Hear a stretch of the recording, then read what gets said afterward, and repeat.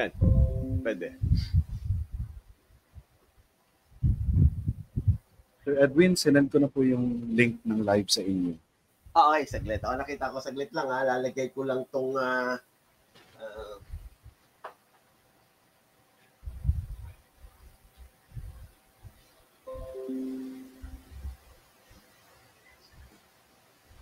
Ready for connection.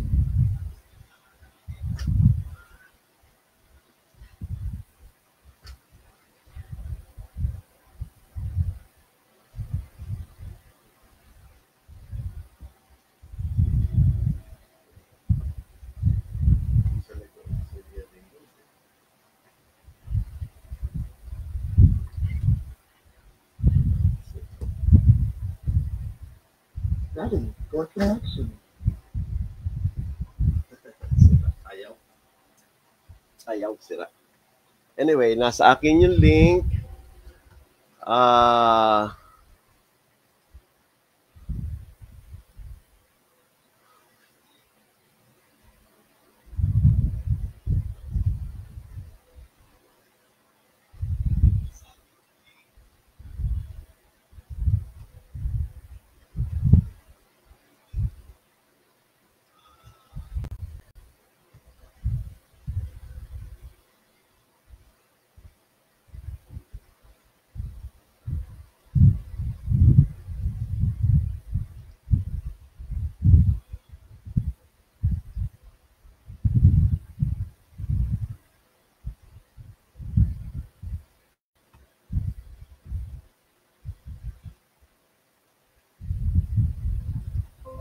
Sabihin lang sa akin, Sir Edwin.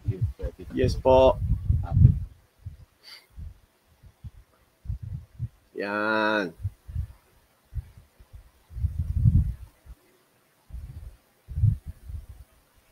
Ito na mami, sinyer ko na yung link. It's okay. Ha? Oo, para makita nila.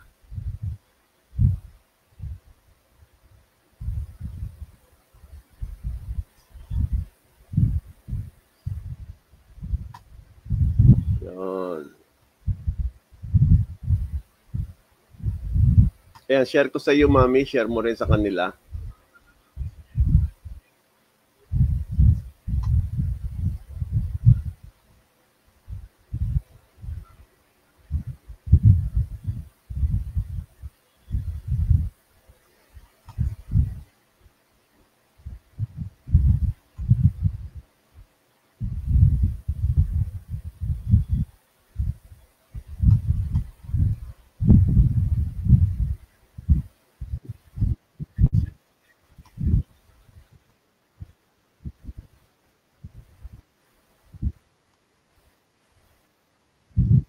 Okay.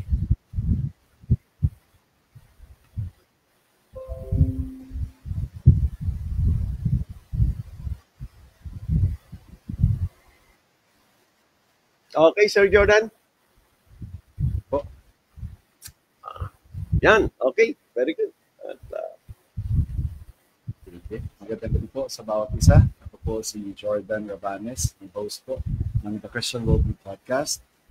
This program is brought to you by Prospero Community Church. The pastor ko po na nag-oversight sa akin ay si Pastor R.C. Dunca, together with my brethren sa Prospero Community Church. So, tonight is a very important topic na i-discuss po namin ni Sir Edwin. Ang title po, or ang proposition is the salvation by the grace of God alone.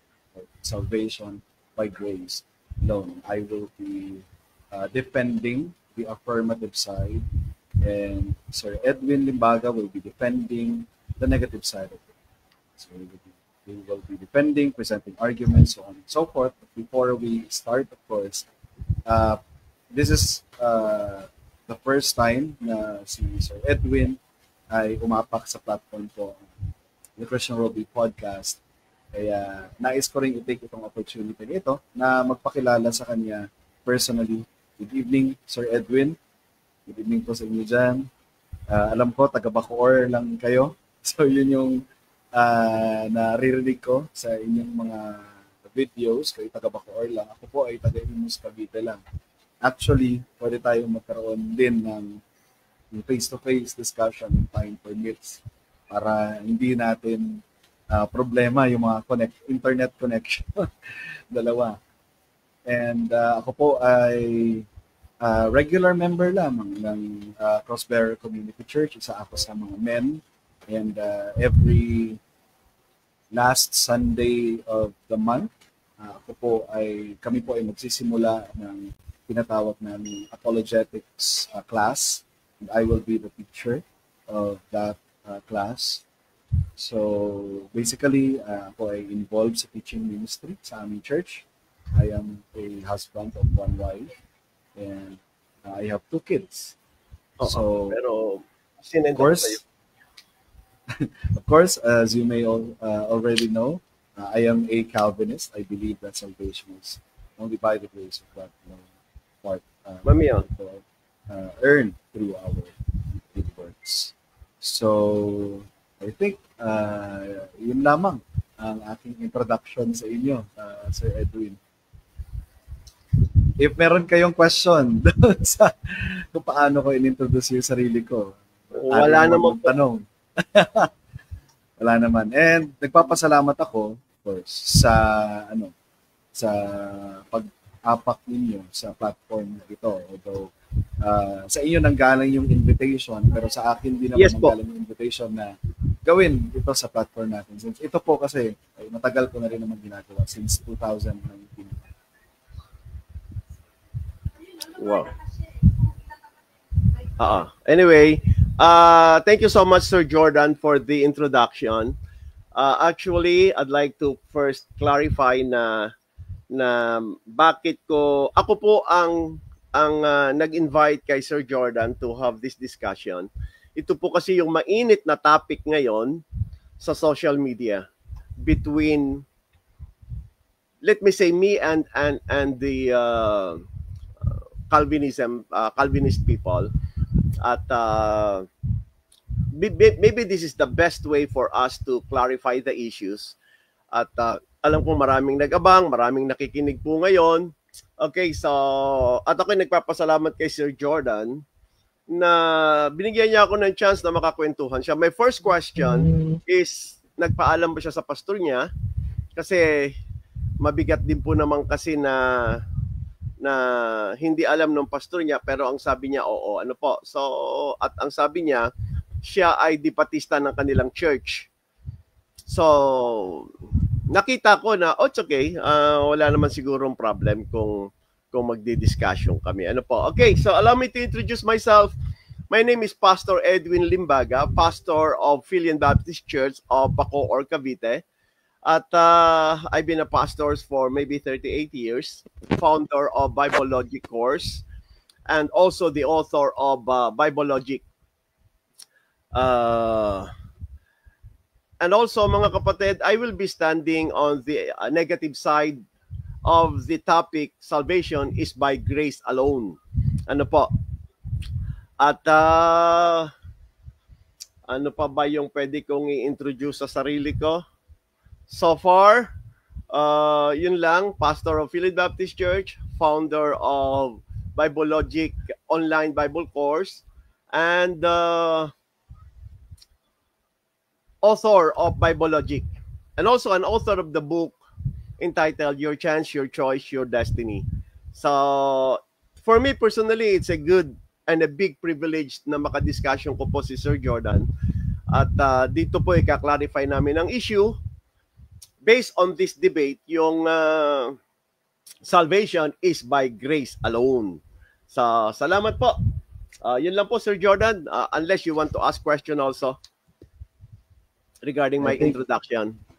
I think okay naman na siguro yun. And sabi ko nga kanina, dahil taga-Bacoor lang kayo, I think mas malaki yung chance na ma-meet ko kayo in person. Yes po. Alam mo yun, makapag-coffee tayo, mas mapag-usapan natin yung differences natin in a, alam mo yun, yung intimate sense. So, yes po. Yes po. Yun, no salamat sa opportunity. Without further ado siguro, simulan na natin. Yes po, Sir Jordan.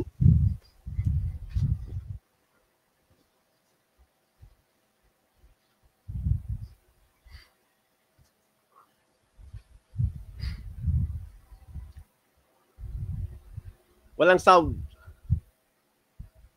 Okay lang po ba, Sir Edwin, if I'll be putting you on mute if, ang tawag dito, if once na mag-start na ako? Yes po, pwede po. Okay. Basta kaya lang, kanina wala kang sound eh. Oh, okay. Sorry, nakamute pala ako. Anyway, sige, simulan na natin.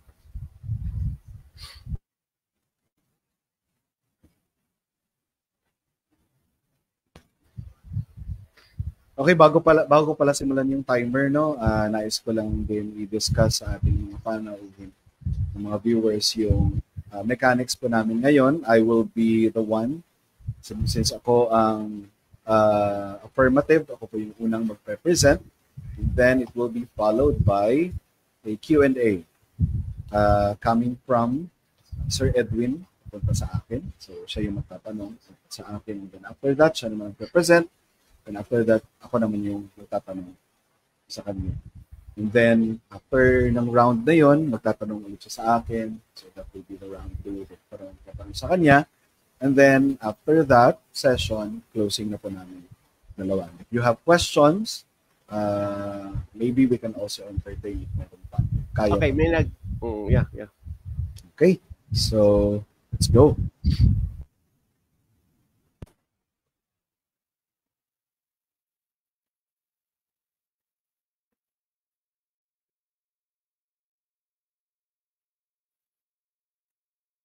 Alright, magandang gabi sa lahat, and I hope na naririnig ako with clarity. So it is with great honor and privilege to be here this evening to present a very wonderful truth from the scripture. I'd like to thank each and every one of you who are watching, and I also would like to thank Mr. Edwin for joining me in this important discussion. And without further delay, let me begin with my presentation. The thesis that I'm going to defend tonight is salvation is by the grace of God alone. Or mas kilala natin sa tinatawag na sola gratia in Latin. Let me start by defining some important terms. Dahil ako'y naniniwala na sa debates, nagkakaroon ng confusion because hindi clear ang mga definition. So let me start by defining what is grace? Grace is unmerited, undeserved favor. Grace is a gift, not a result of works. And grace is tied to the sovereign will of God because God is gracious. Unahin ko yung grace is unmerited and undeserved favor. Ibig sabihin, we do not deserve it, we did not work for it, nor earn it. Sabi sa Romans 11:6. But if it is by grace, it is no longer on the basis of works. Otherwise, grace would no longer be grace. Pangalawa, grace is a gift, not a result of works. Familiar tayo sa Ephesians 2:8. For by grace you have been saved through faith. And this is not your own doing. It is the gift of God, not a result of works. Pangatlo, grace is tied to the sovereign will of God.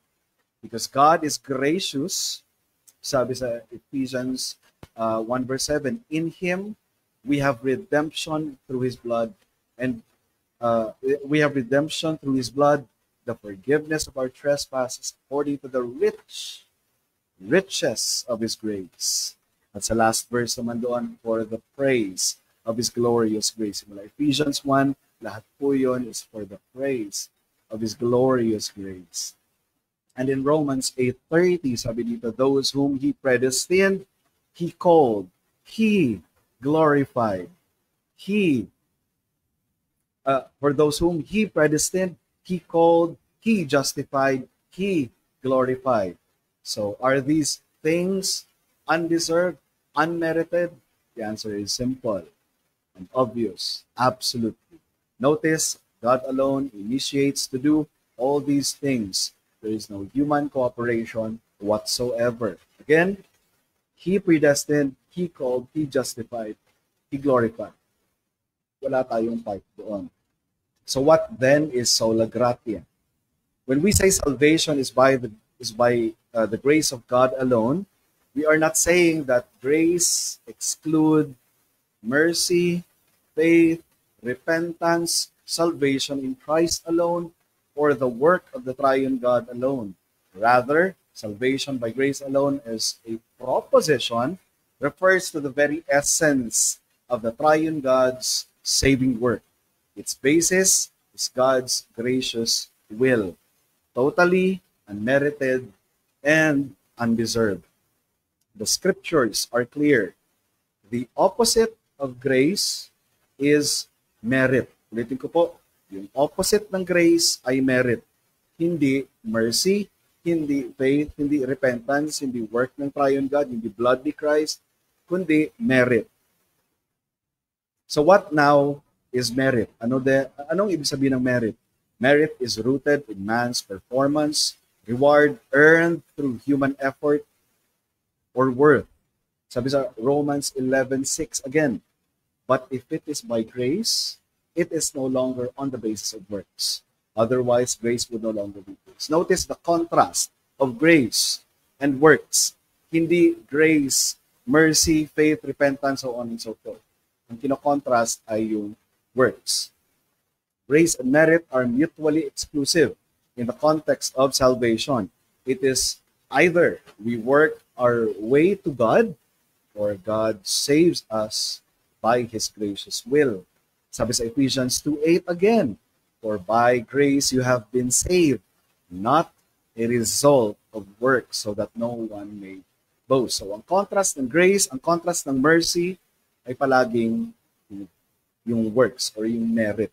Hindi pinagko-contrast ang grace at ang mercy. Therefore, either we are saved through our own merit or not. If not, then we are saved by none other than the grace of God alone. Now, to solidify my point, let me quote Edwin himself. He said in one of his videos, and I think some of our viewers have already watched it, sabi niya, mali ang grace alone, bakit? May nakalagay bang alone? Referring to Ephesians 2:8, which is a classic example of word concept fallacy. The word concept fallacy is an error in reasoning. It is a logical and exegetical mistake where someone assumes that if a specific word is not found in the Bible or any text, then the concept it represents is also not there. Now, if he is truly committed to this hermeneutic, then what's the implication? Mr. Edwin, is a Trinitarian, by the way. But where is the term Trinity in the Bible? He also believes that the Bible teaches age of accountability. But where is that phraseology found in Scripture? So this kind of hermeneutical gymnastic, I believe, is unlivable if we truly want to be faithful servants of God's Word. And because Mr. Edwin's approach to Scripture is flawed, he cannot live consistently with it. He is now guilty of what we call the fallacy of double standard. He affirms certain doctrines, but when you examine them using the very standard he applies against grace alone, they simply collapse. And I believe one of the best ways to defeat an opponent is to use his own standard against him. That's the power of the internal worldview critique. Let me give another example. According to Mr. Edwin, in one of his replies sa mga tao sa comment section ng kanyang video, he said, bakit grace alone? Asa na si Mercy? At kung kasama si Mercy ni Grace, bakit grace alone? Eh di tanga logic, di ba? Ha ha ha. So according to Sir Edwin, tanga logic ang pagsasubscribe sa Sola Gratia just because hindi ito pasok sa tinatawag niyang Bible logic. And again, word concept fallacy. Dahil wala yung term na alone sa Ephesians 2:8, therefore, Sola Gratia as a biblical teaching and concept is false. Now, let's apply Sir Edwin's arbitrary Bible logic to the Scripture and see if it survives.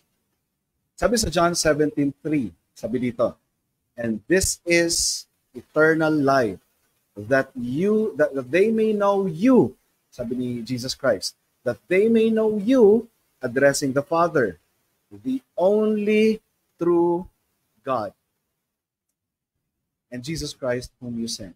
If the Father is the only true God according to Jesus Christ, the question now is, did Christ deny his deity by saying the Father is the only true God? If we follow Edwin's Bible logic, then his doctrine of the Trinity collapses. The Father is the only true God, not the Son, Jesus Christ, because by his standard, once the word alone is used, then no one else is excluded. By that logic, his belief in the Trinity is invalid. And that's the danger of applying inconsistent and arbitrary reasoning to biblical interpretation. Let us now examine more of Sir Edwin's own claims. Quotation, I have 3 quotations here. Quotation 1, the grace of God ang nagdadala sa'yo sa langit.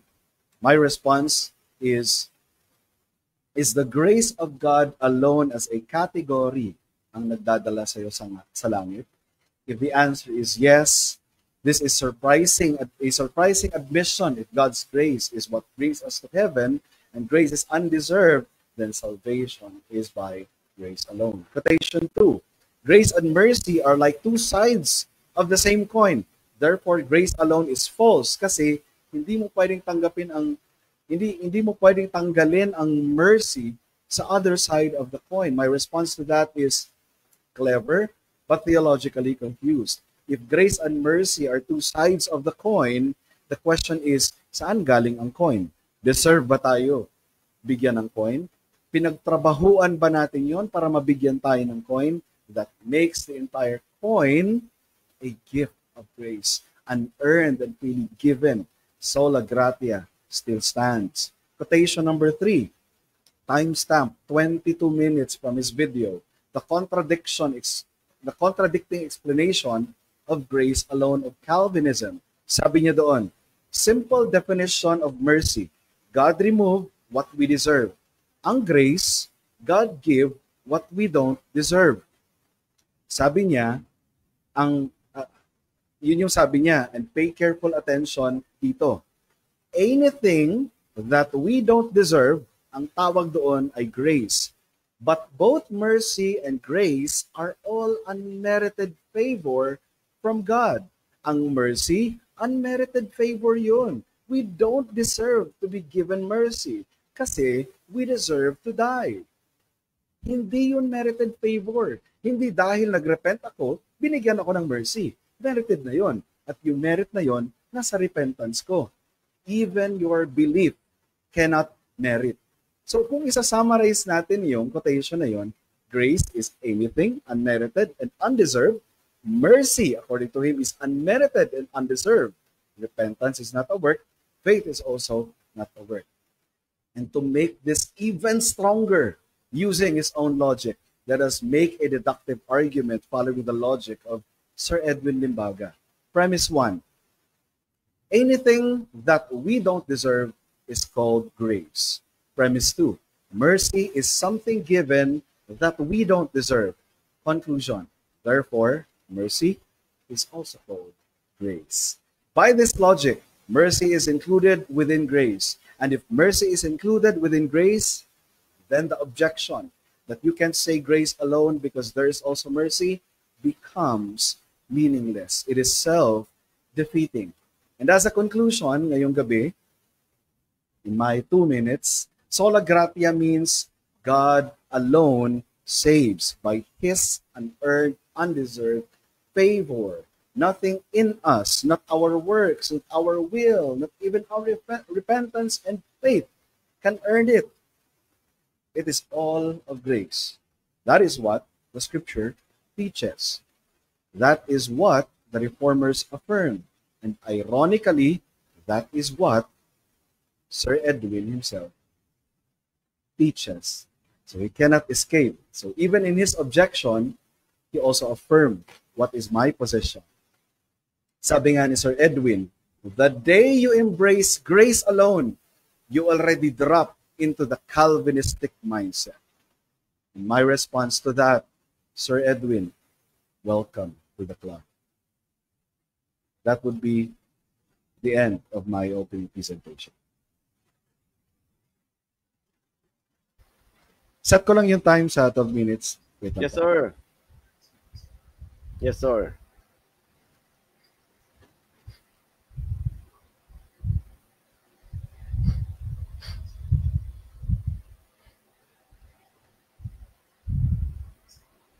All right. I think I'm ready. Ready na akong pakuluan. Hindi naman.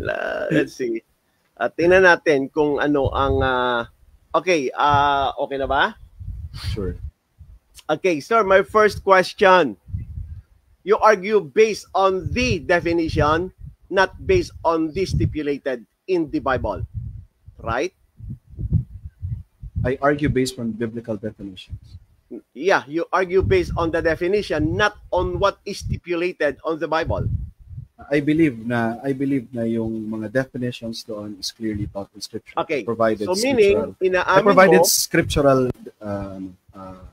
warrant doon sa mga sinasabi. okay, ang sabi mo, your question, your presentation actually is grace is the unmerited favor. So you are not considering that mercy is also the unmerited favor. Is that correct? I am considering So it. you are saying that mercy is also the unmerited favor. It is unmerited, although pwede siyang i-define, and I agree with your definition na ang grace, ito yung nag-withhold sa atin o nag-alis sa atin sa judgment.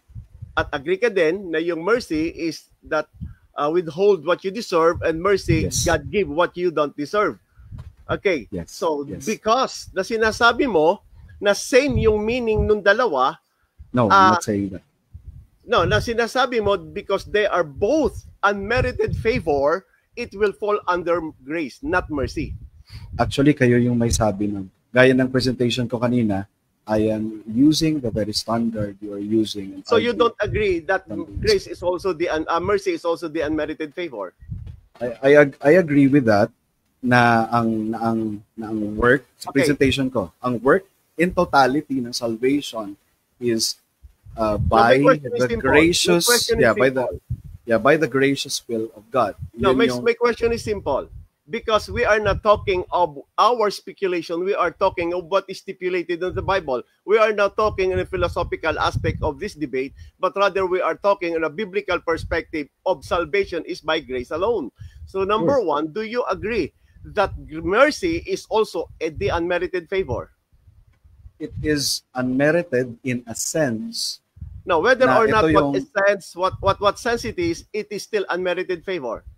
Sure.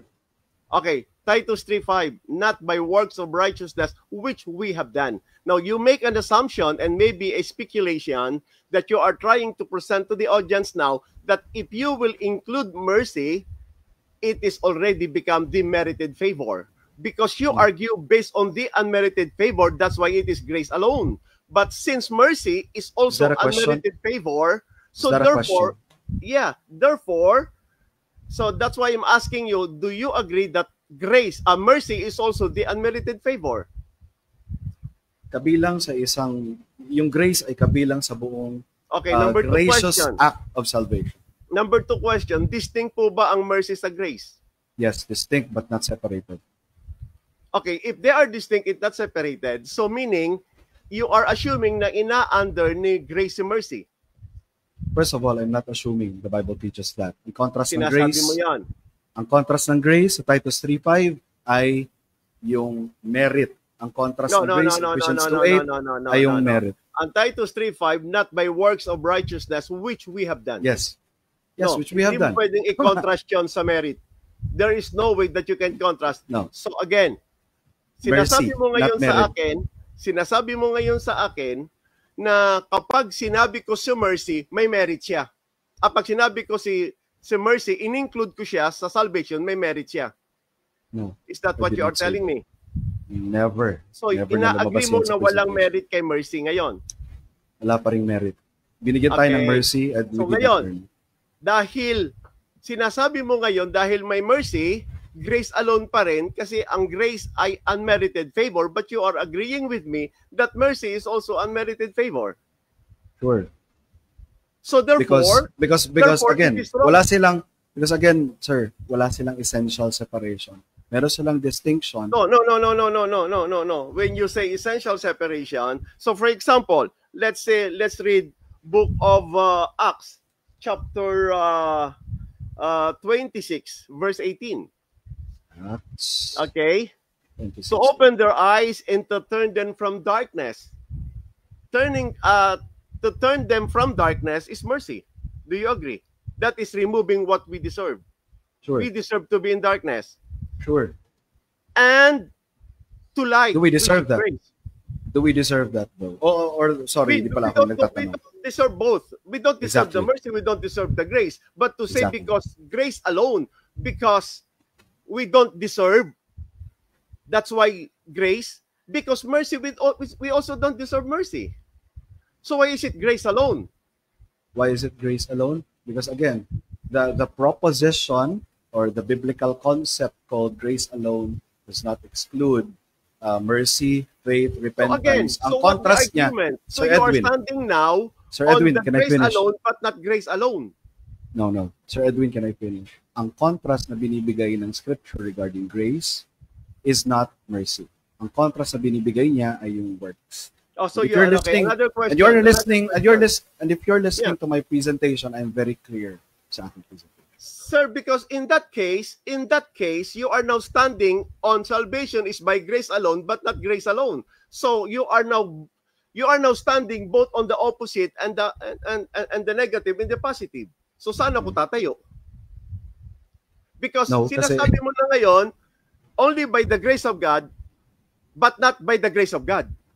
No. So asan ang stand ko? Kahit i-replay pa natin yung presentation ko, sir. No, sir, wala sir, akong sir, ganun. sir, you are telling me it is by grace alone, but not to exclude mercy. You say that. Actually, It is by in our- grace alone, but it doesn't mean it exclude mercy, it exclude justice. So meaning, you are both standing on the affirmative side that it is by grace alone, and you are also standing on the negative side that it is not by grace alone. is that a question? Yes. Okay. Which are you Ang are standing now? Ang presentation ko, which is in-affirm ko, sir, But you said, inalaw ko. but you Can said, I respond? Can I respond okay, very go quickly? ahead. Okay. In-affirm ko yung sinabi nyo na two sides of the coin ang mercy. and In-affirm grace. mo, okay. In-affirm ko That's yan. your term. Okay? So, ang question ko dito is, sino ang may-ari ng coin? Okay, Diba? good. Sinagot ko, ang Diyos. Do we deserve the coin? Oh, that's what The the answer- argument, because even the mercy Yeah, we the don't answer, deserve. yes, the answer is no. We don't deserve the coin. Hindi Yes. tayo karapat-dapat. And you are Bigyan ng arguing on the philosophy side of the presentation. But I believe na walang separation ng philosophy at ang theology. okay, ngayon, ito po, dahil right now ang argument mo it is by grace alone but not by grace alone. Because you said That's Stroman. no. You said it does not include mercy. That's exactly Inuulit- what you said. It inuulit does ko po. it does not exclude mercy. In the same way na nung sinabi ni Christ, That's what you Sir said Edwin. exactly. Sir Edwin, don't put words on my mouth. Okay, this is a Yeah. debate. Okay. Which in fact, In the same way, can I respond very quickly? yes po, go ahead. In the same way na nung sinabi ni Jesus Christ sa kanyang Father na the only true God na hindi niya in-exclude yung sarili niya as God. Okay, So another question, I sir. am using the very philosophy of the scripture, the very No. Bible logic of the scripture. Okay. Anyway. Okay, so what you are telling me, John 3:16 is grace. John 3:16, Is grace. God so loved the world that he gave his only Yes. begotten son. Is it Yes, grace yes. or mercy? He gave, yes. Is that grace? Yep, grace. Okay, can you show me a verse that John 3:16, the love of God, giving of Son, is grace? In principle, the Father Okay, gave okay. the Son. Okay, let me give you Sir the verse Edwin. now, sir. Sir Edwin, in Okay. principle, the Father gave his Son to us. No, you are arguing in the principle. Okay? Is that correct? No. The Bible has so many What principles if? na What if? draw natin dyan. what if I can show you a verse that clearly says that John 3:16 is mercy and not grace? Sure. Okay? Because your assumption, kasi ibinigay, unmerited, grace yan. The Bible, for God so loved the world that He gave His only begotten Son. Yes. If you say it Giving is grace, that Giving is your grace. assumption. Do you agree? Assumption. Do you agree giving is grace? No. Again, we are okay. talking of what is stipulated in the Bible. Ang sabi ko, what if I can show you a verse that it is mercy? Show me. Okay? So meaning your assumption is wrong. Okay? Sabi mo, grace yan. Kasi ibinigay unmerited. Pero sabi ko, John 3:16, ibinigay ang anak. Pero grace ba yan? Okay, let me read the verse para makita mo. Para maunawaan natin. Okay? Dahil pag hindi ganoon, magkaka-problem po tayo rito. Book of Ephesians chapter 2. Kala ko John 3:16. No. John 3:16 yung ating basis, okay? Para makita natin, but let me read first, okay? Titus chapter 3 muna. Verse 4. But after that the kindness and love of God our Savior toward man appeared, not by works of righteousness which we have done, but according to His mercy, He saved us. Now listen, bago sinabi yung verse 5, but after that the kindness and love of God our Savior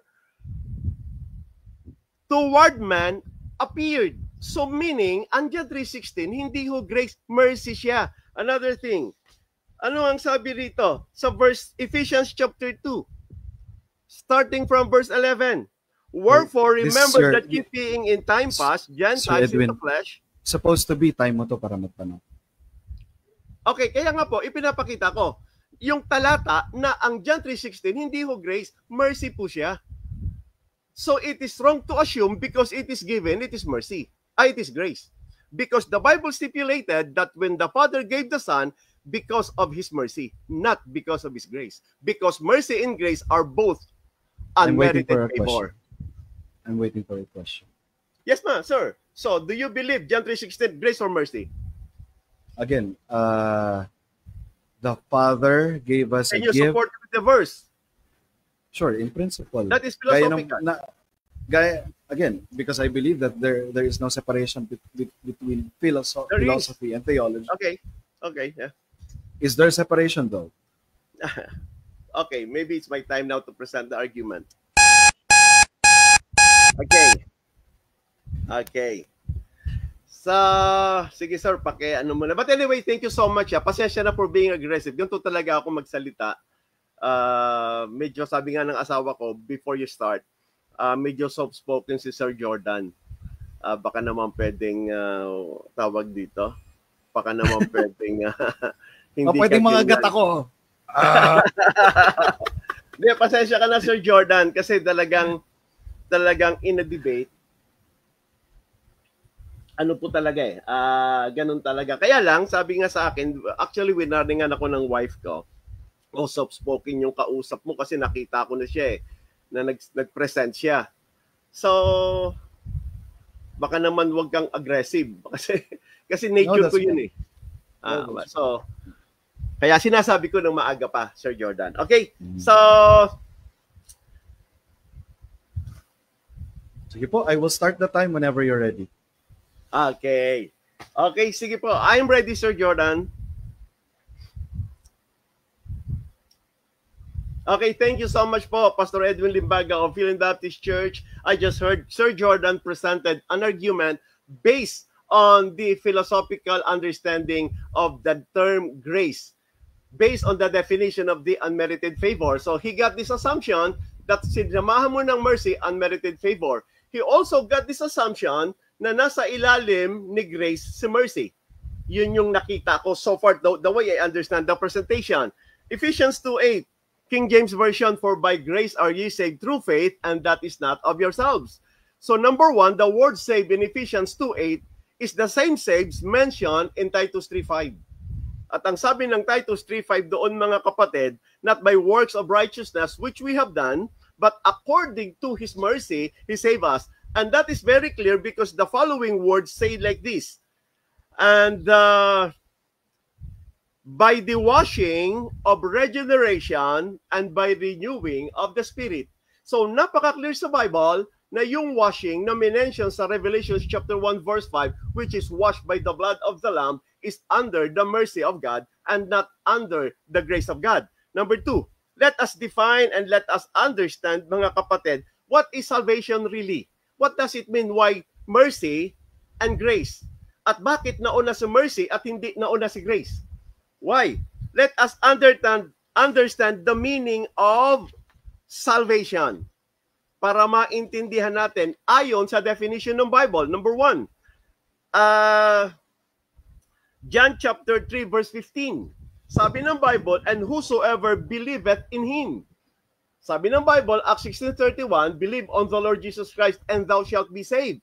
Sabi ng John 3:15, that whosoever believeth in Him should not perish. Sir Jordan agree on the definition of mercy. God removed what we deserve. That is, should not perish, but have everlasting life. And Sir Jordan also agree that the word grace is giving of what we don't deserve, which is the everlasting life.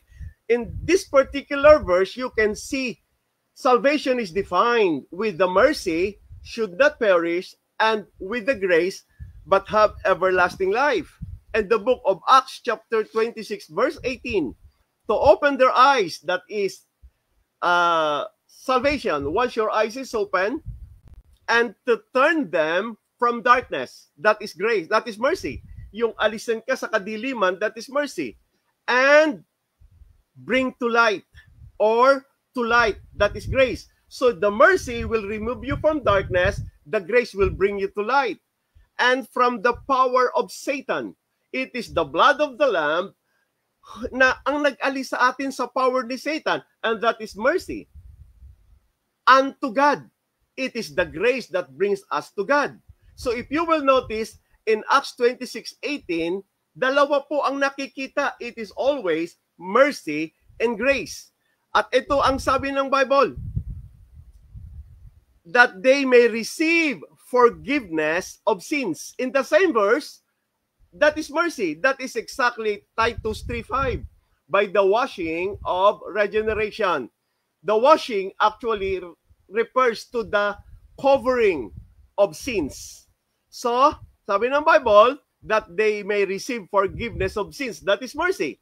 And inheritance among them which are sanctified by faith, that is in me. And that also represent grace. You will notice, hindi ho pwede isang side lang. Kailangan dalawang ito mangyari. Okay, 1 Peter 2:9. But ye are chosen generation, a royal priesthood, a holy nation, a peculiar people, that ye should show forth the praises of Him who hath called you out of darkness, and that is mercy again, unto His marvelous light, and that is grace. If you will notice, in all these verses I presented, ipinakita po yung grace, ang mercy, ipinakita ang grace, at ang manonotice nyo po, laging mauuna si mercy bago si grace. Sinabi ko kanina, ang John 3:16, hindi ho grace, mercy po siya. Bakit ko sinasabing mercy?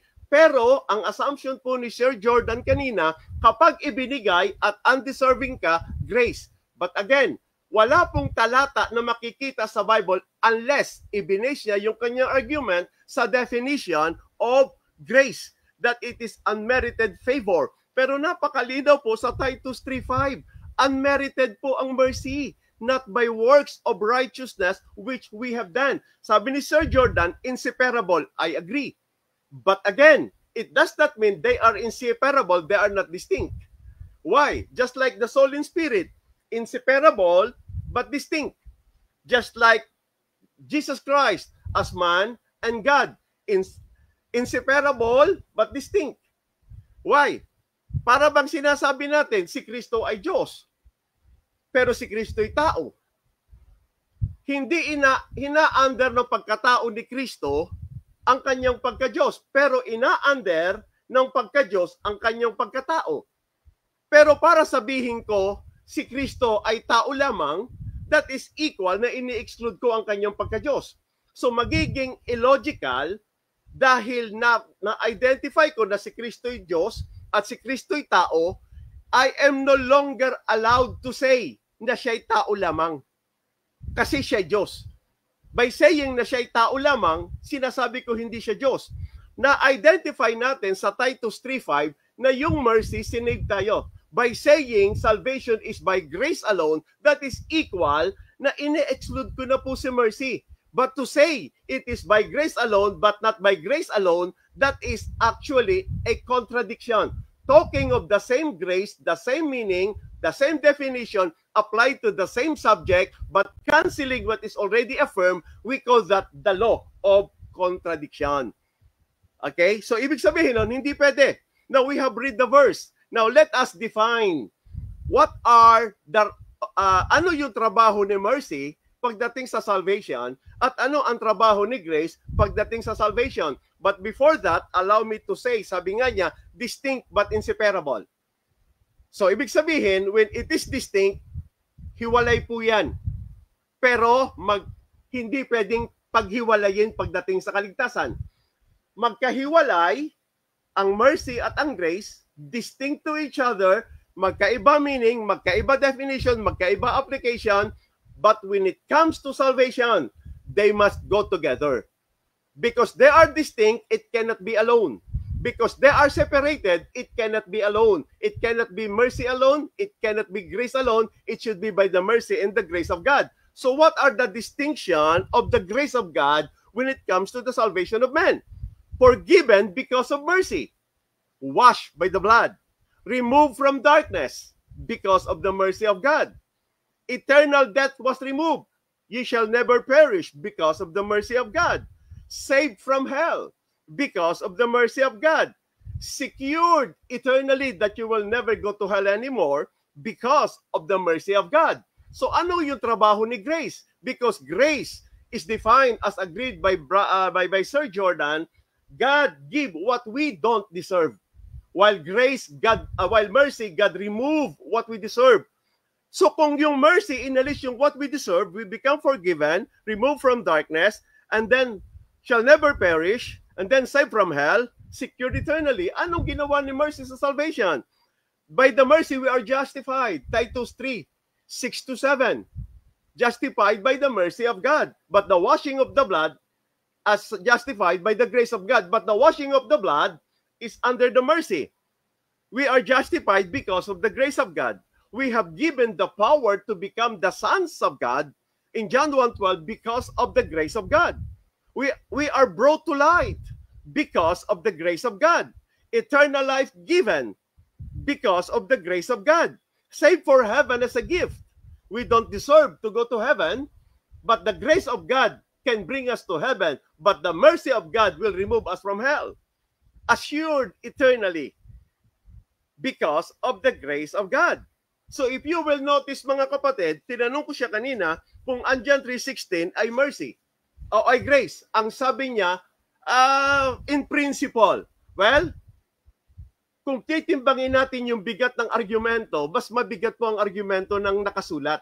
Ang sabi ko sa kanya, if you have the stipulation rather than a speculation, the principle actually is a speculation that it is the grace of God. But what is written in the Bible, for us to be able to sustain the argument that it is the mercy of God, what is written in the book of Ephesians chapter 2, verses 6-1. Ang naging problem po kasi nitong mga kausap natin ay tumitigil po sila sa Ephesians 2:8.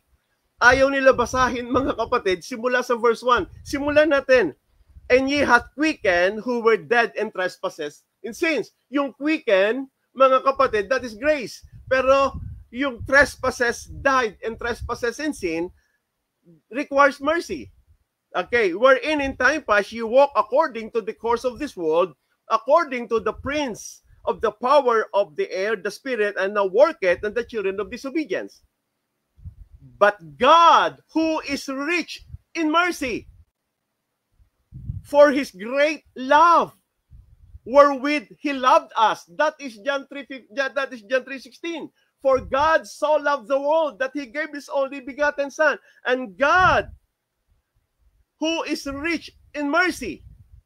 So maliwanag sa Bible na yan John 3:16 is the mercy of God. Pero ang ginamit doon, for God so loved the world, the word love, the word mercy is an expression of love. He gave His only begotten Son. At ang sabi ng Bible dito, He is rich in mercy. For His great love wherewith He loved us, even we were dead in sins, that is mercy, hath quickened us together with Christ, that is grace. For by grace are ye saved. That is, mga kapatid, justification. But the washing of the blood is under mercy, and hath raised up together and made us sit together in heavenly places in Christ Jesus. That is grace. So when it comes to mercy, it refers to hell. That is the assurance that once you are cleansed by the blood of the Lord Jesus Christ, you will never go to hell, and that is under the mercy of God. But you have also the assurance that once you have the grace of God, you can now enter the heaven because we don't deserve heaven. So, anong sabi ng Bible, mga kapatid? At napakalinaw po rito. Okay, tingnan po natin.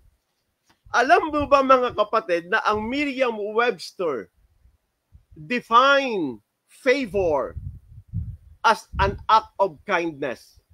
At ang mga synonyms ng favor, kasama si grace, kasama si mercy. So mali ang assumption na kapag unmerited favor, grace lang. Why? Because mercy is also an unmerited favor. Why? Wala po tayong ginawa. But the fact remains that John 3:16 is the mercy of God.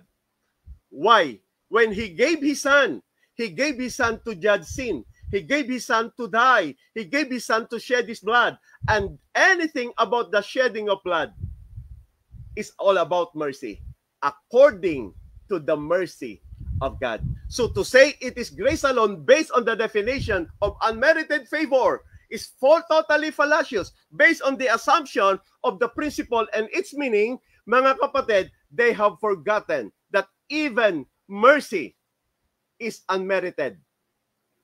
Nobody worked for mercy. Favor is an act of kindness. Let me define unmerited favor. Unmerited favor is an act of God to the undeserving without any merit. And that is the grace and the mercy of God. Thank you, Sir Jordan. Thank you, Sir Edwin. Palitan ko lang po ng timer. Yes po. You may ask me also.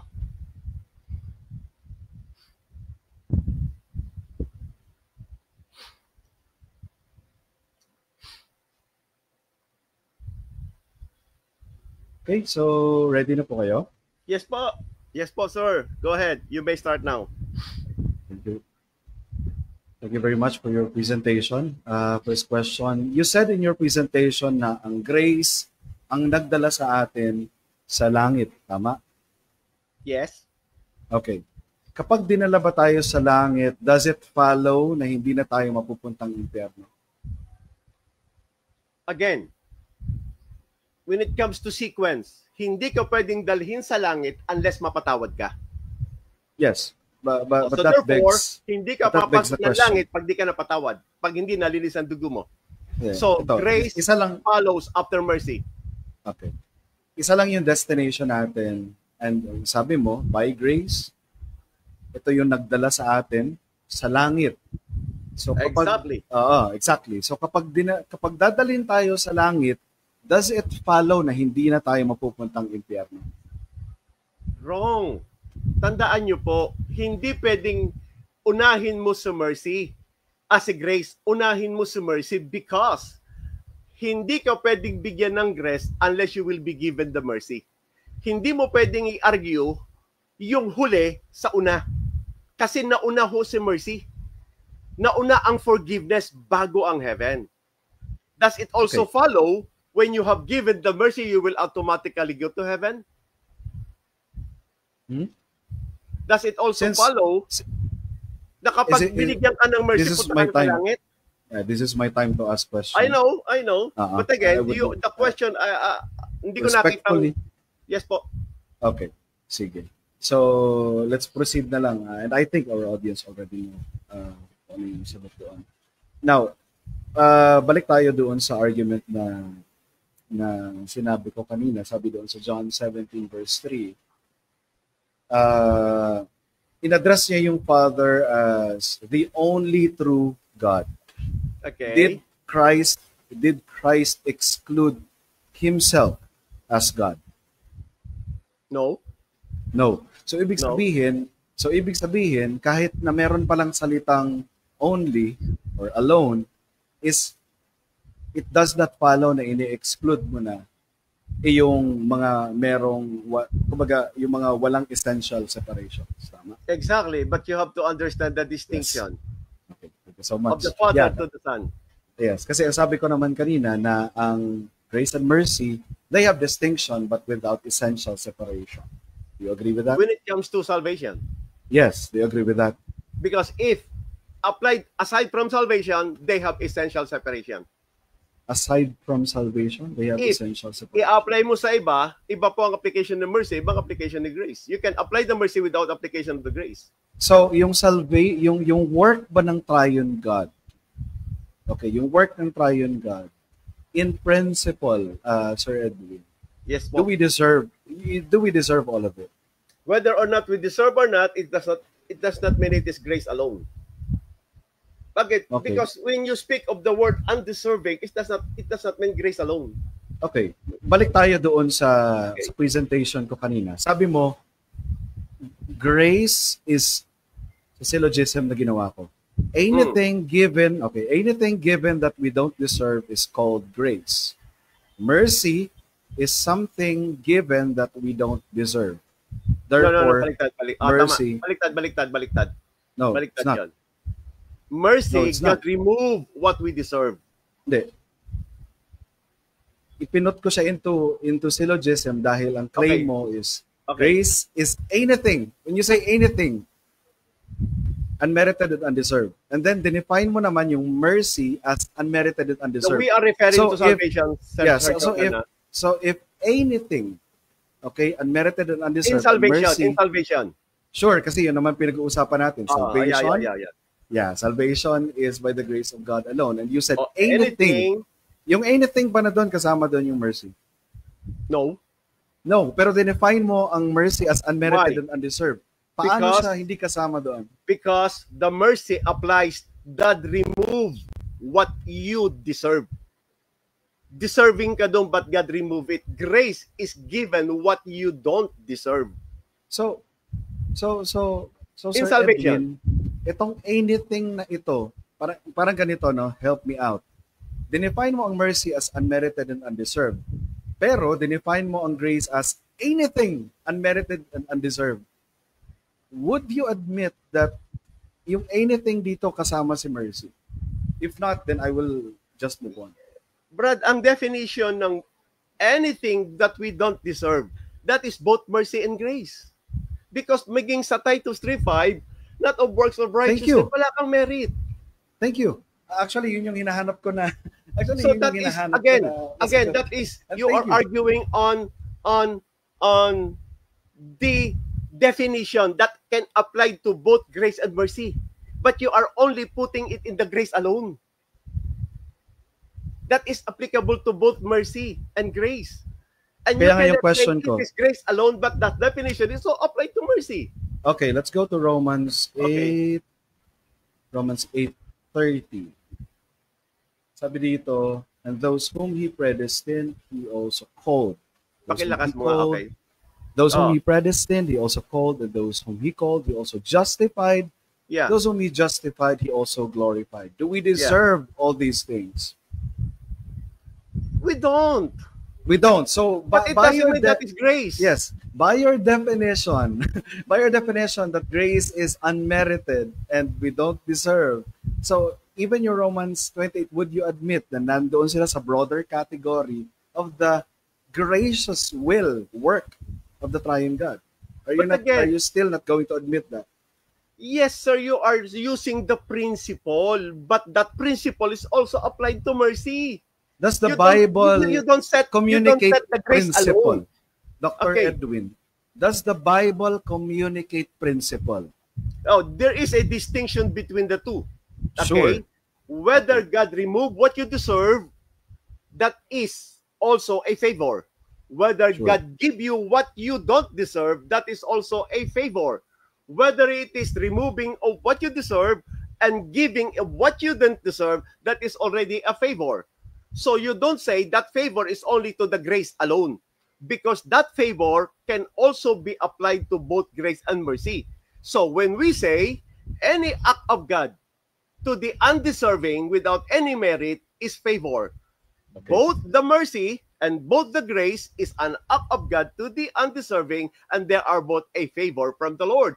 But there is a specific favor for grace and a specific favor for mercy.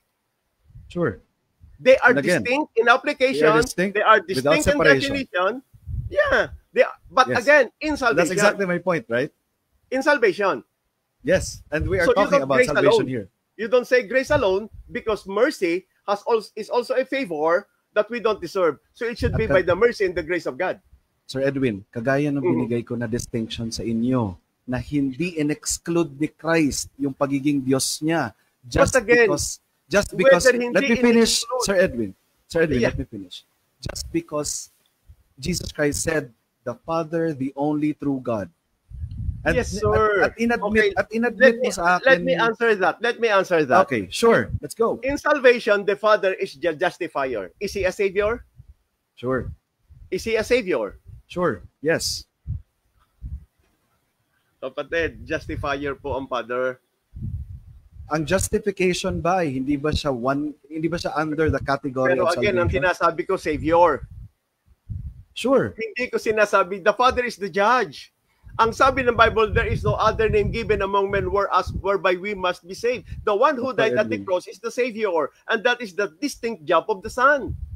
Dr. Edwin, ang justification ba is salvific work? Sabi mo kanina na in Romans 8:30. Kapatid, Sinabi when ko, you speak- do we deserve this? Sabi mo hindi. Kapatid, Therefore, okay, it para is magkaroon grace. tayo ng clarity.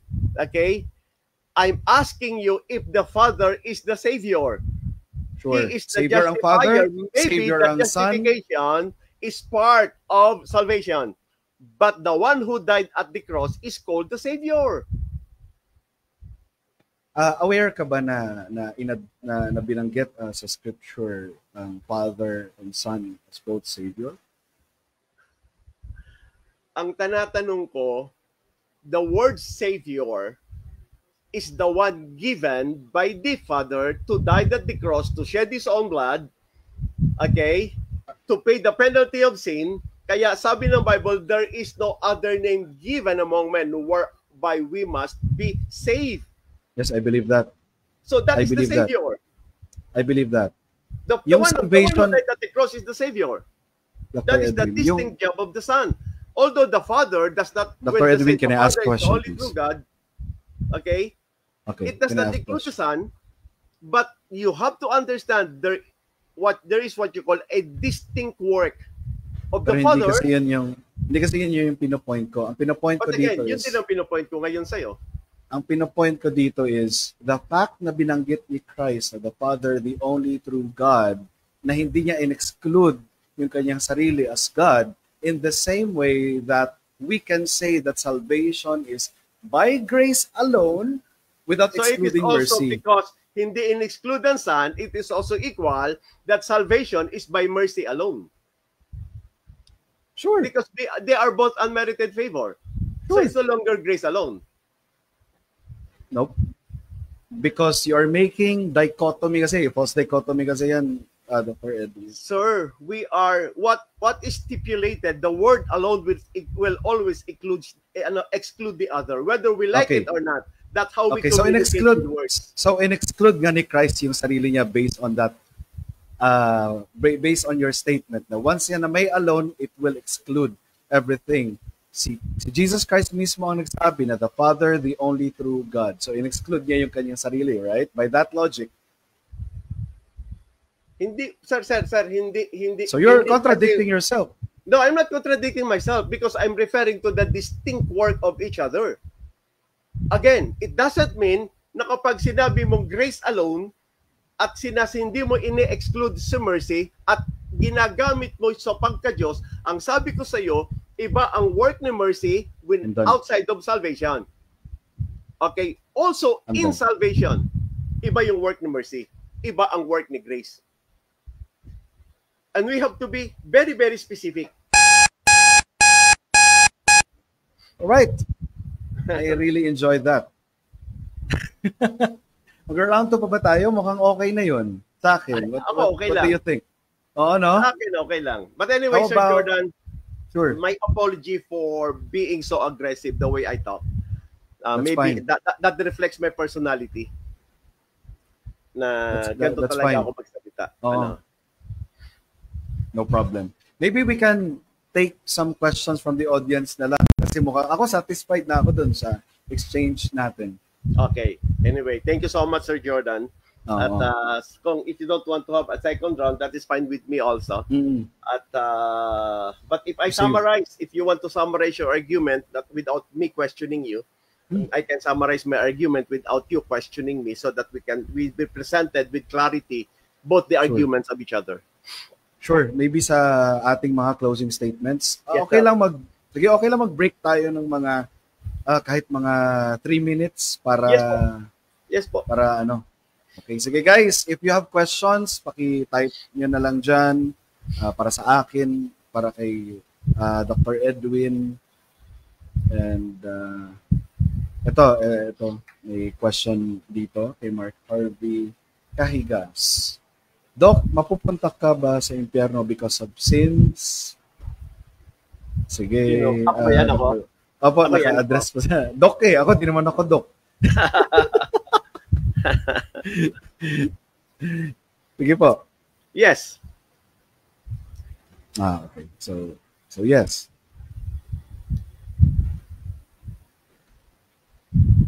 Ang hirap pag ikaw din yung operator, no? Oo, naintindihan ko yan.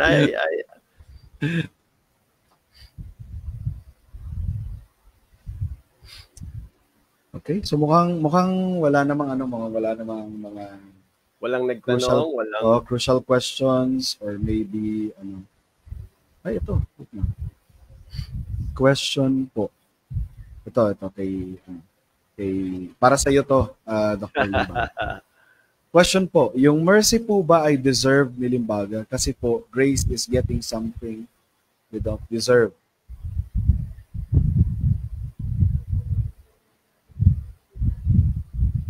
Para sa inyo po yung question. Ano yung tanong kung deserve ko? Now, pag sinabi mong deserve, mga kapatid, maliwanag ang Bible. Not by works of righteousness which we have done. If you said deserve, okay, iba yun sa tinatawag nating merited favor. Now, you have to put the distinction between the word deserve and the merited favor. Nobody deserves to be forgiven. We deserve to die. Okay, when God gave His mercy, John 3:16, for God so loved the world. Wala hong nag-utos sa Kanya. It is a voluntary act of God. He was moved with compassion. He was moved with mercy. Sabi nga ng book of Ephesians chapter 2 and Titus chapter 3, yung pagmamahal ng Diyos, He is full of mercy. Wala hong nag-utos sa Kanya. Nobody deserves that. It is a voluntary act of God. Tanong mo rin sa nagtanong kung deserve niya rin yung mercy. Kasi alam niyo yung mga nagtatanong na yan, ano yan eh?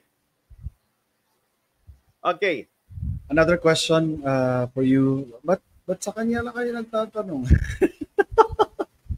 Ito, another question, sabi dito, galing po to kay Sir Albert. Question for Doc. Nung sinabi ba sa Bible na only Noah was left, siya lang ba talaga yung natira? No, it depends. If you are reading that on the semantic understanding, you are reading it between the line. But if you are reading that on the pragmatic, analytic under linguistic, you are reading beyond the line, knowing na hindi lang si Noah ang natira. That is insanity. If that man is asking based on the semantic understanding, well, that is the purest way of understanding what is stipulated in the Bible. Listen, you have to understand that when the word Noah was left, that is in reference that God gave grace to Noah, but it doesn't mean it was Noah alone. That you have to read that beyond the line, which is a pragmatic analytic process under linguistic. Okay. Okay. Ito, may tanong dito. Meron bang hangganan ng mercy alone or grace alone? No, again, under the theory of, there is what you call a laws that govern the thoughts. That is why there are 4 laws of logic. The law of identity, the law of non-contradiction, the law of excluded middle, and the law of continuity. So, once you identify na mayroong grace at mayroong mercy, whether they are inseparable but distinct, you cannot put alone. Because identify yan eh. Once you contradict what is already identified, you will be governed by the law of excluded middle. Those are the law of thoughts. Kaya nga, naandyan sila to guard our reasoning. Kung may hangganan, ano yon? Mercy alone, grace alone, that is illogical. Ito, another question from Daryl Nacario. How do you reconcile Romans 11:6? So that's another thing na i-discuss ko po yan. Why? Because there is what you call a general definition of the word. Now, sabi ng Bible, if it's not by grace, if it is by work, it is not by grace. You need to understand, applying the law of identity, what kind of works that Romans chapter 11 verse 6 is referring to. Is there any verses in the Bible that can support Romans 11:6? Yes. Galatians chapter 2 verse 16. Ang works na tinutukoy ng Bible dyan is the works of the law. Why? Because in James chapter 2 verse 21, Abraham was justified by works. And we know, using a logic, that no flesh is justified by the works of the law, but Abraham was justified by works. It only means that James 2:21 is not the works of the law. So the next question, what works? But we cannot change the fact that Abraham was justified by the works, because that is already stipulated under the absolute truth of the Bible. So nobody has the ability, the power, or the right to change what is written. But you can only understand it. Since magkakontra sila, if they are referring to the same work, they will fall under contradictory. But since they are not referring to the same work, so the question is this, anong works? Alam ko itong Romans 11:6, works of the law. Nakastipulate yan sa Galatians 2:16. Tanong, anong works ang James 2:21? When Abraham offered Isaac, it's not a works of the law. At ang sabi ng Bible, it was imputed unto him for righteousness. That's why he is justified by the works. So it's not works of the law. So the law of identity should be applied before we can conclude what kind of works being written in Romans 11:6. Okay, thank you so much, Sir Edwin. Ang take ko naman dito is pinapakita talaga dito sa atin yung contrast ng grace at ng works. So no one can be saved. But again, sir, I'd like to clarify. Hindi kita in-interrupt, Sir Edwin. Hindi kita in-interrupt sa time mo. So please do so sa akin graciously. So makikita natin dito, in-include ko ito, Daryl Nacario, sa presentation ko, na ang pinaka-contrast ng grace ay yung works, or works pagsunod sa batas para maligtas, pharisaical, so on and so forth. So no one sa atin, no, ang naligtas pamagitan ng pagsunod sa batas. Naligtas na tayo. Okay, so clear sa akin yung Pastor, sorry. Sir Jordan, clear sa akin yun. So walang siguro sa atin sa pagsunod ng batas, and that is stipulated in the Bible. Sige, siguro mag-closing statement na tayo. Sir Edwin, kayo na po muna ang pwede ako mauna. Opo, and then followed by okay, una sa lahat, nagpapasalamat po ako kay Sir Jordan, since na itong closing naman namin is not to say I won, because in due respect to Sir Jordan, maybe you can judge based on the presentation of argument, but for me to say I won against him is very unethical on my side. So you will be the judge. But anyway, I have presented to you the distinction, both in meaning and application, of mercy and grace. Because they are distinct, we can no longer assume that it is grace alone, based that it is the unmerited favor of God. So since also a mercy is the unmerited favor of God, to say it is grace alone, while the meaning of the unmerited favor can also be applied to the mercy, so to say grace alone is no longer applicable. It should be the mercy and the grace of God, because they are both unmerited favor. And also, we need to understand there is a distinct work of the mercy and there is a distinct work of grace. So I already enumerated. And under the mercy, the forgiveness is under the mercy of God. So you cannot have the forgiveness without mercy, because it is the removing of what you deserve. That is also unmerited favor. It is a favor. Remove from darkness. In-enumerate ko kanina yung Acts 26 verse 18. Yun lahat po ay mercy and grace. Eternal death was removed. Sabi nga ng John 3:15, thou shalt never perish. That is eternal death. But thou shalt have eternal life. Oh, that is given of the eternal life. That is mercy. Saved from hell. So grace duty is to remove us from hell. Secured eternally, so security that you will never be perished again. That is eternal security. So the grace work in a way that justifies in Titus 3, chapter 3, verse 6 and 7, justified by grace. We have given the power to become sons of God in John 1:12. All the grace po yan. We are brought to light. Grace po yan. Kasi God gave us what we don't deserve. We deserve to stay in darkness, but because of the grace of God, God bring us to light. Eternal life given. So the giving of eternal life is grace. Save for heaven as a gift that we don't deserve. Heaven, we don't deserve heaven. We deserve to go to hell. So it is the mercy na nag-alis sa atin sa hell, but it is the grace na naglagay sa atin sa langit. And assured. Ang assurance is future. Kaya nga, eternal assurance po natin ang grace. Pupunta ka sa langit because of the grace of God. Security po natin ang mercy. Hindi ka na pupunta sa impyerno. And that two sides, yun po yung meaning ng salvation. And then again, mga kapatid, we already pointed na pareho po yung unmerited favor. Very distinct ang work ni mercy, very distinct ang work ni grace, but they are both fall under the category of the unmerited favor.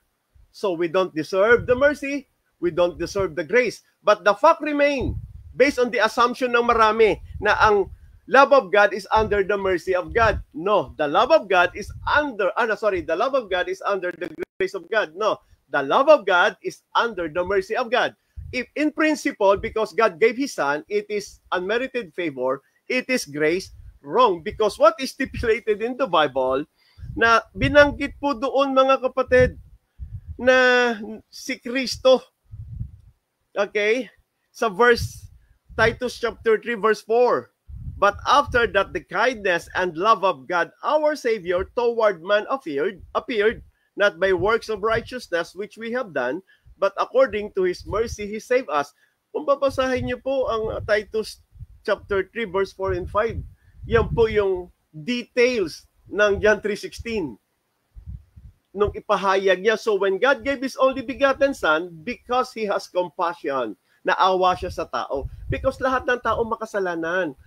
You cannot give the grace to the unforgiven. You cannot give the grace to those who never given the mercy. So ang first goal of salvation is linisin ka muna kasi marumi ka. Ang hirap naman daling ka sa langit, ang dumi mo. So nobody can enter heaven with sin. So para ka makapasok sa langit, kailangan tumanggap ka muna ng mercy. Yung Titus 3:5 po, by the washing of regeneration. Yung washing po diyan is the washing of the blood. Yung regeneration po yan, John 3:3. Except a man be born again. Because you cannot be born again unless your sins is washed by the blood of the Lamb.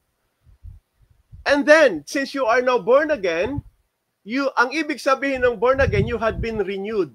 You from being a sinner, now you are covered by the blood. Actually, sa Romans chapter 3 verse 25, Jesus Christ is our mercy seat. The mercy seat is the covering of the Ark of the Covenant. Nasa loob nun ang Ten Commandments. Yun yung law of sin and death, yung Ten Commandments. Si Kristo, yung mercy seat, siya yung nagko-cover sa Ten Commandments. Once a year, papasok ang high priest sa Holies of Holies, mga kapatid, mag-o-offer ng sin offering. Ang trabaho after that, i-sprinkle niyo po yan sa mercy seat, yung blood. Kasi bakit? That represent the Lord Jesus Christ. Kaya ang mercy po nasa blood. At ang grace, maibibigay lamang after na makover po tayo ng blood. Kaya ang death po, ang cross po nasa mercy. Hindi po yan sa grace. Wala, kasi yun ang distinct work ng mercy. Ngayon, kailan pumapasok si grace? Mga kapatid, yun na yung sinasawag. Ang definition natin, ibibigay na ng Diyos yung hindi mo deserve. Okay? Pero, yung mercy, inaalis ng Diyos yung deserve mo. Favor po yon. Favor ang tawag doon. Pero pagdating naman kay grace, ibinibigay na ng Diyos yung hindi mo deserve. Ano naman yon? Ito yung eternal life, ito yung power to become His Son, ito yung langit, ito yung lalagay na kita sa liwanag. So lahat ng hindi natin deserve, grace po yon. Pero pag pinag-usapan natin ang unmerited favor, applied po yan both in the mercy and grace of God. Hindi lang po yan sa grace. So, kung ang definition that salvation is anything, salvation is heaven that we don't deserve, grace alone po yan. Kung ang salvation ay God will remove us from hell, mercy alone po yan. But salvation in general, grace and mercy po yan. Kaya kaya sabi ko nga sa mga tao kung sasabihin mo, ang pagpunta sa langit ay grace alone, hindi ako tututol dyan. Pero sasabihin ko din, para di ka mapunta ng langit, that is mercy alone. But kapag tinurn mo siya in general term, na as salvation, dapat dalawa yan. Alisin ka sa impyerno, daling ka sa langit. Alisin ka, huwag kang mapahamak at daling ka sa biyaya. Pero kung salvation lang, from hell, mercy alone. If salvation to heaven, grace alone. But if salvation under the unmerited favor of God, mercy and grace of God. Yun po yung meaning niya. Kasi yun po talaga yung salvation. Inalis sa kadiliman, dinala sa liwanag. Hindi ka na mapapahamak, magkakaroon ka ng buhay na walang hanggan. So yun po yung dalawa lagi. Kaya ang sabi niya, two sides of the coin. Hindi pwedeng mag-exist ang isa't isa nang wala yung isa. Kung specific, yes, I agree. Grace alone. To go to heaven is by grace alone. Wala po tayong pagtatalunan. Yung wag kang pumunta ng impyerno is by mercy alone. Wala tayong pagtatalunan. Specific po sa akin yan. Thank you so much. Alright. Salamat po. I-reset ko lang. Sige. Salamat po. Ako naman. Okay. Magandang gabi sa lahat at salamat sa inyong pakikinig. So, what we have just heard ngayong gabi, is sa mga nakikinig dyan, if nakikinig kayo careful, Dr. Limbaga is simply using grace and mercy almost interchangeably or even interchangeably. Kaya nga tinanong ko siya, sabi ko sa kanya, you said in your presentation, ang grace ang nagdala sa atin sa langit. Yes, kapag dinala ba tayo sa langit, does it follow na hindi tayo mapupunta ng impyerno? I don't think nakakuha ako ng direktang sagot sa tanong na ito because the simple answer is yes. Once na dinala tayo sa langit, hindi tayo mapupunta. Kasi dalawa lang naman ang mapupuntahan natin, di ba? No? So it's only by the grace of God na dinala tayo sa langit. At sa kanyang closing statement, I appreciate it. Na-affirm niya naman yun. And Kaya ako ni-raise yung, and I hope na sa mga nanonood sa atin, sa amin ni Dr. Limbaga is, na-follow yung logic na nais kong i-draw. Dahil ang common objection niya sa Sola Gratia is Ephesians 2:8, kaya hindi pwedeng alone dahil may mercy. Hindi rin pwedeng alone dahil wala yung salitang alone. Ngayon, si Jesus Christ, nirefute yung pinaka-prinsipyo na ginagamit ni Dr. Edwin Limbaga by saying, by addressing the Father, the only true God. And when I asked Dr. Limbaga, ini-exclude ba ni Jesus Christ ang kanyang sarili as God? At ang sagot ni Dr. Limbaga, hindi naman. Pero sinasabi rin ni Dr. Limbaga na once may alone, is ini-exclude mo na yung everything else. And again, if nakikinig tayo carefully sa presentation and exchange ng bawat isa, walang duda na na-expose natin ang contradiction ni Dr. Edwin Limbaga ngayong gabi. Very clear iyon. Kaya napakadami ko pa sanang gustong sabihin, pero I would like to end this with a presentation of the gospel. I think yung in-expose natin na contradiction sa teaching ni Dr. Edwin Limbaga ngayong gabi is enough for us to be convinced. I hope and pray na unbiblical ang kanyang tinuturo. So, while mercy, grace, dadagdagan ko ng isa, justice. Itong mga bagay na ito ay attributes ng Panginoon. He's just, He's merciful, He's gracious. Ito ay identical sa nature niya. Ito ay walang essential separation. Somehow, sa language ni Dr. Edwin, careful naman siya sa pag-affirm na wala talaga siyang essential separation. Pero, on the other hand, sa pag-reject niya sa Sola Gratia, in essence, nagkakaroon talaga siya ng false dichotomy sa mercy and grace. Regardless, both me and Dr. Limbaga believe na ang mercy is withholding something that we deserve, or it is something na withhold sa atin, imbis na mapunta tayong impyerno, kinaawaan tayo ng Diyos. Kinaawaan tayo ng Diyos dahil doon hindi na tayo napuntang impyerno. Pero hindi tumitigil doon, because God could have put us in a place na hindi kasama ang ating Panginoon sa Kristo. That's the reason why John 3:16 is grace. And there is no essential separation of grace and mercy kasi both grace and mercy are present doon sa John 3:16. And inilalagay ko ang mercy in one category of the gracious salvific act of God. A gracious will of God. Wala akong essential separation sa dalawa. For God so loved the world that love is an act of grace. That He giving gift is a grace. And I believe Dr. Limbaga would affirm na ang grace is a gift given. Okay? Gave His only begotten Son. Isa sa presentation ni Dr. Limbaga, Jesus Christ is grace. And if ang kanyang proposition na pinaniwalaan is, you are saved in Christ. Tayo iniligtas lamang ni Kristo, Jesus alone. At sa kanyang presentation, na pinanood ko sa kanyang video, sinabi niya na Jesus is grace. Then, would it not follow that we are saved by grace alone? Or the work of Christ alone? Or the work of the triune God alone?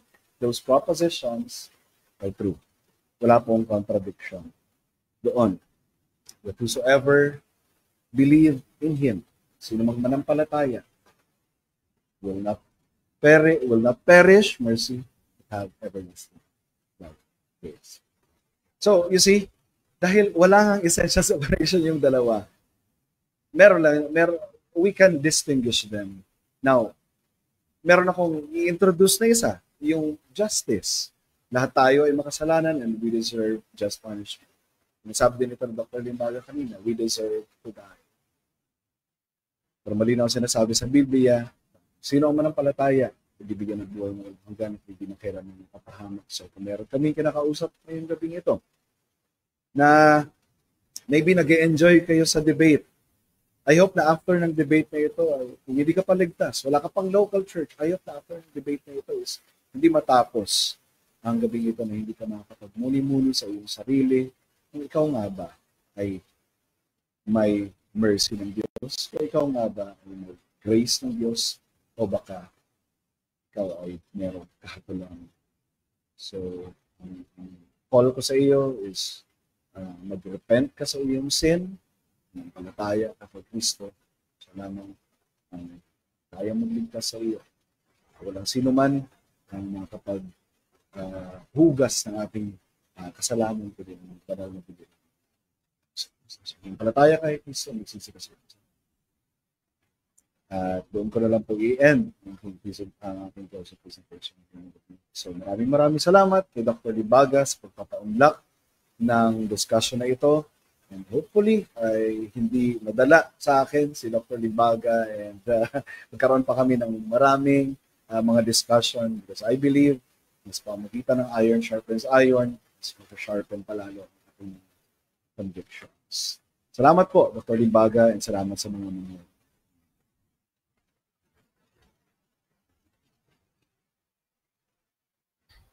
Okay po. So, Thank you so much. Thank you so much. Medyo nagulat ako nung huli mo kasi I have never thought na may repentance ka. Alin po? Saan? Doon sa repentance, medyo na ako doon kasi sa dami kong kausap na Calvinist, wala silang repentance. Hindi yun Calvinist. Talaga? hindi po ganoon ang Calvinism. Napaka-specific po. Anyway, any last words po before natin i-end? Anyway, thank you po with all due respect to Sir Jordan. Kapatid, alam niyo sometimes possible po naman talaga ang debate or maybe formal debate na wala po talagang ad hom. If we will argue based on the subject and based on the logical presentation of the argument, wala po akong nakikitang magiging problema. Magiging maganda. Hindi ko babaliin kasi hindi ko na duty baliin yung sinabi niya. Basta tangal may kontak sa kanya, opinion ko. So I leave it to the people whether what will be your opinion. But please, Sir Jordan does not represent the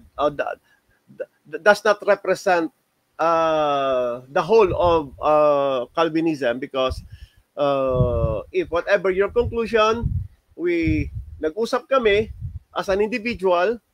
So, sabi ko nga, it's not a fault of, baka magalit kay Sir Jordan, bakit na-represent mo kami? So, hindi po ganun yan. Wala pong ganun yan. Ano po? It's a voluntary agreement of both of us na pag-usapan namin yung issues ngayon sa social media. So, hindi po siya nagre-represent ng Calvinism as a whole.